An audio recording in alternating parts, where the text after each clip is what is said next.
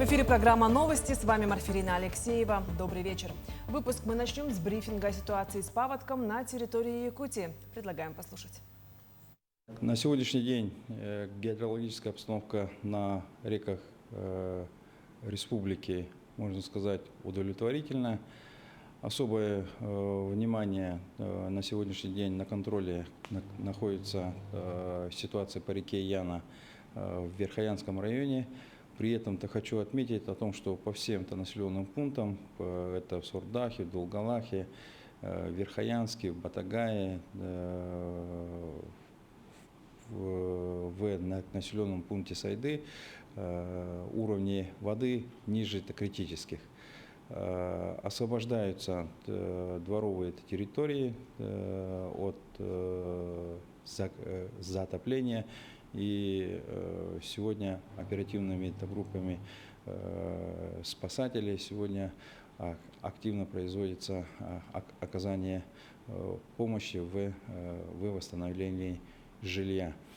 В рамках работы оперативных групп и при поддержке МЧС России сегодня Верхоянский район вылетел вертолет в Верхоянский район. На борту порядка 1,5 тонн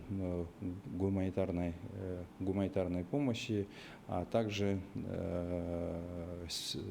специалисты, те, которые будут сегодня оказывать помощь при подсчете ущерба. Кроме того, сегодня запланирован рейс воздушного судна полярных авиалиний, где в соответствии с поручением руководства этой республики мы перебрасываем бойцов строительных отрядов, те, которые тоже будут оказывать помощь в восстановлении инфраструктуры, в том числе и жилья, и социальных объектов. Обратным рейсом планируется вывести детей с пострадавших населенных пунктов для прохождения здесь в детских учреждениях оздоровительного процесса.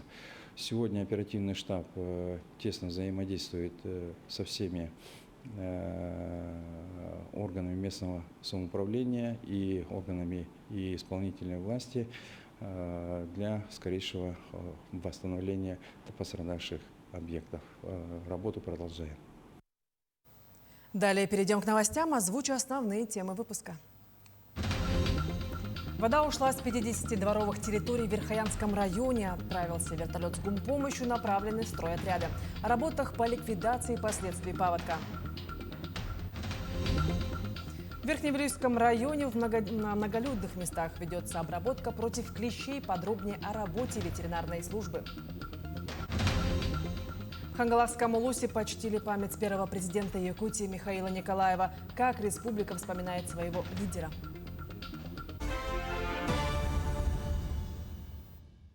С 50 дворовых территорий в Верхоянском районе за сутки. Работа по ликвидации последствий паводка и оказанию помощи жителям продолжаются.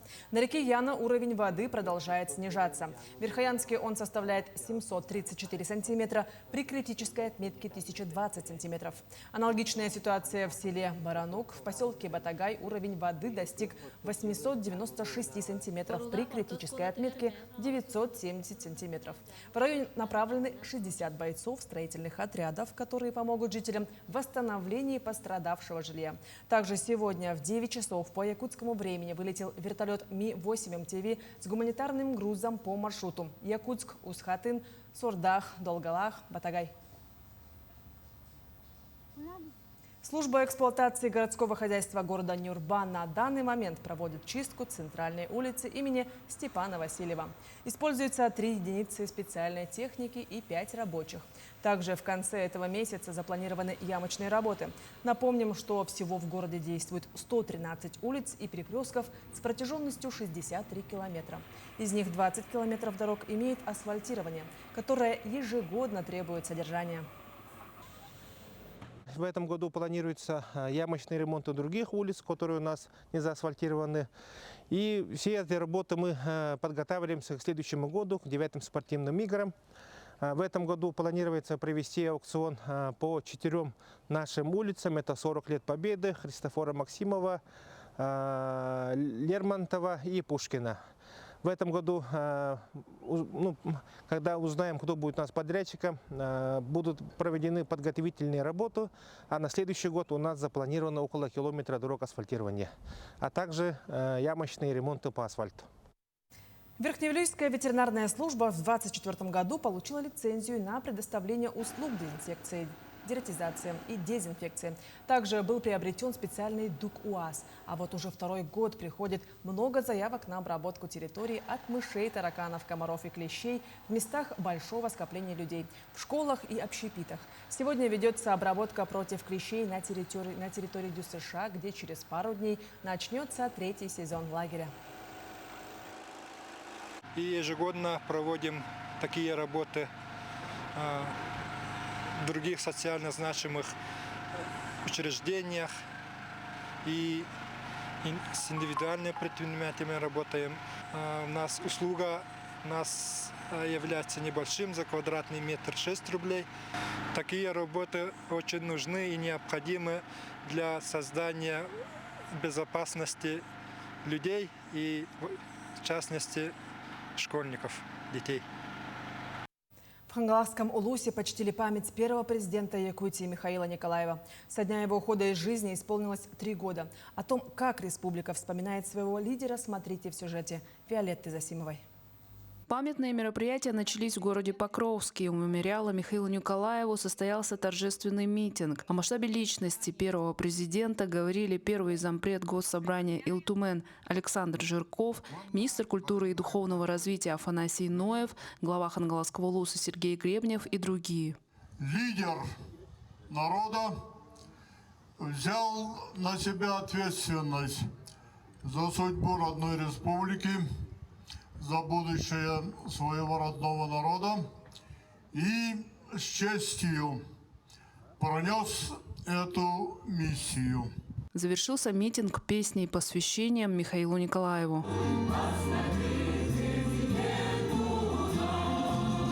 Затем памятные мероприятия продолжились на его родине, селе Чапаево. В местном храме прошла поминальная служба, которую вел архиепископ Якутский и Ленский Роман. После этого соратники, руководство республики и жители Улуса возложили цветы к могиле выдающегося якутянина. Разделить этот памятный день пришла и вдова первого президента Дора Николаева. Он стоял у истоков образования нашей новой республики, Республики Саха-Якутия, принял фундаментальные решения, которые укрепили государственность нашей республики. Это декларация о государственном суверенитете, это и федеративный договор, это, конечно же, и Конституция нашей республики, которые определили основы конституционного строя нашей республики и, конечно же, основу развития нашей экономики. Для жителей республики Михаил Николаев навсегда остался лидером, который определил вектор развития современной Якутии. Заложенные им проекты в образовании, науке, здравоохранении и экономике сегодня продолжают работать на благо региона. Виолетта Засимова, Хангаласский Улус. В Вилюйском районе продолжается систематическая поддержка участников СВО, в которой активно участвуют местные жители и общественные организации. Гуманитарная помощь включает в себя не только сбор и отправку необходимых предметов, но и изготовление маскировочных сетей, костюмов и оберегов, что свидетельствует о высоком уровне вовлеченности и солидарности местного сообщества. Пункт помощи «Вилюйский Улус» вместе с вами был организован в 2022 году. Там ежедневно трудится 17 волонтеров пожилого возраста. Одному из активистов движения 86 лет. Их деятельность не только оказывает непосредственную помощь, но и служит важным примером.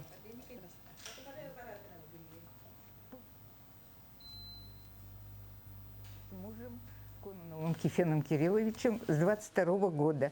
Наш руководитель Томская Мария Петровна, она пригласила, попросила просто как помощь, но нам здесь понравилось вот этот такой дух дружбы, дух помощи, именно безвозмездной.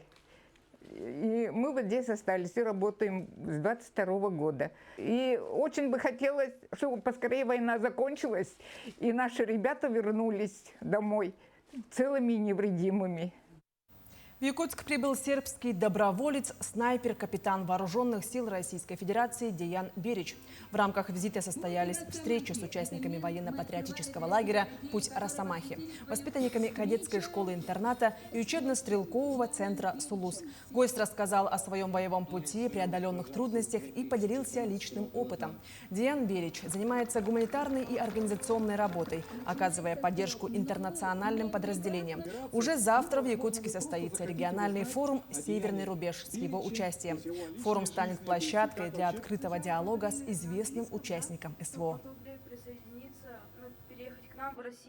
И понял, что всегда, когда дети собираются, чтобы они организованно дружились, соревнования проводили, это всегда большой плюс и хорошее настроение. Так много детей, такой красивый лагерь, как здесь, что есть, но это как бы прям сразу и настроение поднимает. Ну и задавали так достаточно интересные, взрослые вопросы, такие зрелые вопросы. Но если мы не будем учить наших детей, будут их учить и другие. И если наши дети не будут знать нашу историю, но буду рисовать историю, и тогда будет беда большая. Вот Якутия, как бы она огромная страна, мало населения, но огромное количество героев из Якутии есть. В Якутске открылась уникальная выставка фоторабот российской медиахудожницы Веры Линник, созданная совместно со школьниками со всей республики.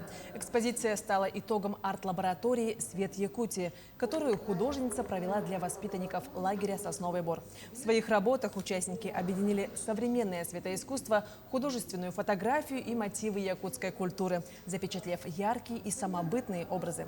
Познакомиться с экспозицией жители и гости Якутска смогут в Национальном художественном музее в течение месяца. Якутия вообще это очень интересное место с точки зрения света. Я мечтала сюда попасть, потому что здесь у вас есть и северное сияние, и световые столбы, и гало, и мерцание льда. И это все очень интересный контекст. И когда создавались эти работы, дети рассказывали мне световые ассоциации, которые они видят с самого детства. И, конечно, благодаря их чувствование этих световых образов у нас получились такие абсолютно не похожие ни на что работы. Это были все новости к этому часу. До встречи в эфире.